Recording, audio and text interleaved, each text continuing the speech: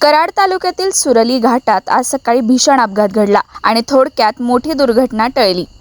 विठा येथून कराडकडे निघालेल्या खासगी आराम बसचा सकाळी सुमारे 11च्या सुमारास सुरली घाटातील धोकादायक वळणावर अपघात झाला।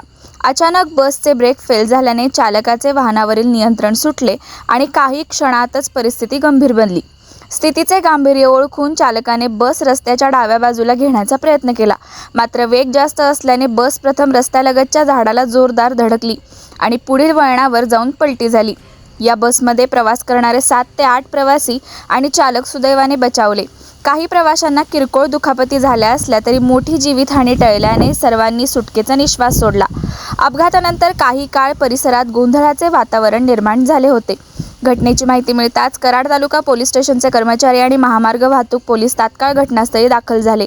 स्थानिकांच्या मदतीने सर्व प्रवाशांना सुरक्षित बाहेर काढण्यात आले आणि वाहतूक पुन्हा सुरळीत करण्यात आली। दरम्यान सुरली घाट हा वळणावळणाचा आणि धोकादायक घाटमार्ग म्हणून ओळखला जातो, त्यामुळे वाहन चालकांनी प्रवासापूर्वी वाहनांची तांत्रिक तपासणी करणे अत्यावश्यक असल्याची मागणी नागरिकांकडून होत आहे।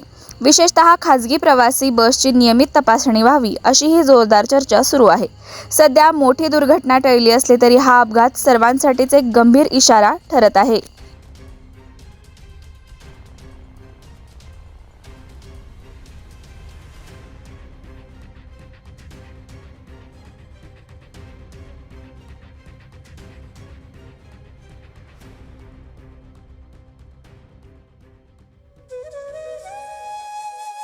अशाच नवनवीन अपडेट्ससाठी आमच्या खबर गावाकडची या चॅनेलला सबस्क्राईब करा, आमचे व्हिडिओ लाईक करा आणि शेअर करा।